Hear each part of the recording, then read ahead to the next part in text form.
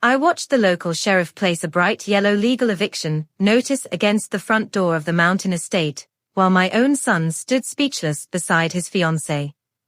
Minutes earlier, they had laughed as strangers toasted champagne inside the house my late husband built with his own hands. Neither of them realized I had already frozen every account, secured every deed, and uncovered the forged documents hidden behind their smiling lies.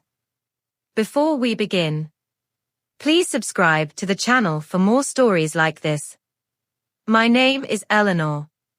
I am 62 years old. I have learned that betrayal rarely arrives wearing an angry face. It usually smiles. It hugs you. It calls you family. After my husband, Richard, passed away 3 years earlier, I stayed in the city most of the time. The mountain estate became my quiet refuge. It sat above Pine Ridge Valley, surrounded by ancient pines and crisp mountain air carrying the scent of cedar after every rainfall. Richard built that home over 18 years. Every beam, every stone fireplace, every handmade cabinet carried his fingerprints. We agreed the property would always remain protected inside our family trust until my death. My son, Daniel, had a spare key for emergencies only. He knew exactly how much that place meant to me. During spring, I decided to spend 2 peaceful weeks there. I wanted silence, fresh air, old memories.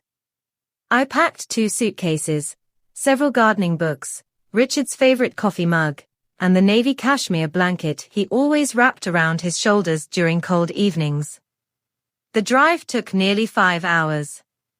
As I turned onto the private road, something immediately felt wrong. Luxury SUVs lined both sides of the gravel driveway. Loud music echoed through the trees. Expensive outdoor lights decorated the porch. Colorful banners fluttered from the balcony. I slowed my car. A giant wooden sign near the entrance caught my attention. Mountain Majesty Retreat. Weekend Luxury Escape. Reserve now. My stomach tightened. Someone had installed a professionally carved business sign on my property. I stepped from my vehicle carrying only my leather handbag. The smell of grilled steak mixed with cigar smoke drifted across the yard. Young people wandered everywhere holding expensive cocktails. Nobody recognized me. Nobody asked why I looked familiar. They simply assumed I belonged somewhere below them. I climbed the porch steps and reached for the front door. Before my hand touched the brass handle, a sharply dressed young woman wearing a white designer jumpsuit blocked my path. Her perfume smelled heavily of jasmine and vanilla.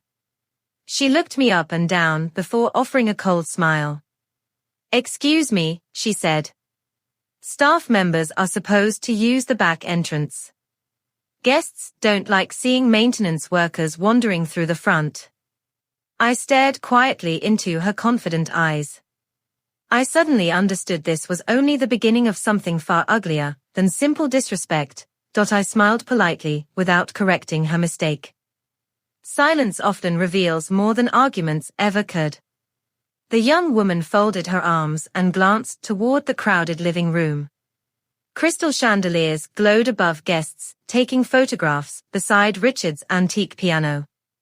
Someone had moved my grandmother's oil painting from the fireplace and replaced it with a neon party sign. Every careless change felt like another hand reaching into my memories. Daniel finally appeared carrying a glass of whiskey worth far more than the modest allowance I had given him growing up.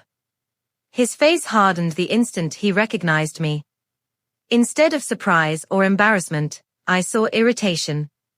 "Eleanor, now isn't a good time," he muttered. "Vanessa has organized this event. Please don't create unnecessary drama." I asked one calm question. "Since when has my home become a business?" Vanessa laughed before Daniel answered. She assumed I truly worked there. She pulled a folded $20 bill from her purse and held it toward me. "Here, sweetheart, buy yourself lunch and finish cleaning the upstairs bathrooms before the next guests arrive." Several people nearby chuckled. Daniel never stopped her. He simply whispered that I should leave before embarrassing everyone. My heartbeat slowed instead of racing. That strange icy clarity settled over me. I accepted the bill, folded it neatly, and slipped it into my handbag without another word. Then I turned around, walked to my car, and drove away. Not once did I look back. That evening I unlocked the fireproof cabinet inside my city apartment, where Richard kept every original legal document. The trust agreement remained untouched. The estate deed clearly listed me as sole controlling trustee. Yet another folder immediately caught my attention. Inside were photocopies I had never seen before. Several signatures looked almost identical to mine, but subtle differences betrayed the forgery. The witness section contained names unfamiliar to me. Attached was an application referencing Richard's rare legacy insurance policy valued at $1,800,000. The beneficiary amendment attempted to transfer control through authority supposedly granted after my permanent incapacity. I had signed nothing. I called our family attorney, Margaret Collins, before midnight. She answered on the second ring, because Richard had represented her father decades earlier. After hearing everything, her voice became dangerously calm. She instructed me not to confront Daniel again. Instead, she requested scanned copies immediately. Less than 30 minutes later she called back. The forged signatures were obvious. Even worse, electronic filing records showed someone had recently attempted to register amended trust documents with the county clerk. Margaret promised to secure an emergency injunction first thing the following morning. She also recommended notifying the local sheriff before anyone could transfer assets or destroy evidence. As I ended the call, I opened my handbag and stared at the crumpled $20 bill Vanessa had handed me. I smiled for the first time all day. She believed she had measured my worth correctly. By tomorrow, every lie would carry a legal price impossible to escape forever. At 8 the next morning, Margaret arrived with the county clerk, 2 investigators, and Sheriff Thomas Reed. Every document had already been verified. The emergency court order froze the trust, suspended every attempted transfer, and blocked access to the joint accounts Daniel had quietly opened using fraudulent paperwork. We drove together toward the mountain estate. Music shook the windows before we even stepped outside. Luxury cars filled the driveway again. Vanessa had advertised another exclusive weekend celebration online. Guests laughed around the fire pit, completely unaware the party had already ended. Sheriff Reed walked to the porch and switched off the music. The silence spread faster than panic. He announced that everyone except the legal owner had 10 minutes to leave the property immediately. Complaints erupted from every direction. Daniel pushed through the crowd demanding explanations. Margaret handed him the court documents without raising her voice. His face lost every trace of confidence as he reached the pages describing forgery, attempted fraud, and interference with trust property. Vanessa screamed that there had to be some misunderstanding. The sheriff calmly informed her that refusing to leave would result in arrest for trespassing. Within minutes, guests hurried away carrying expensive luggage and half-finished drinks. Daniel finally looked at me. He asked why I had involved lawyers instead of speaking privately. I answered quietly. Because you stopped treating me like your mother before I stopped treating you like an adult. You forged my name. You gambled with your father's legacy. You invited strangers into our memories and expected gratitude. Respect is not begged for, it is earned by setting firm boundaries. I handed him the final legal notice. His access to the estate was revoked indefinitely pending further court proceedings.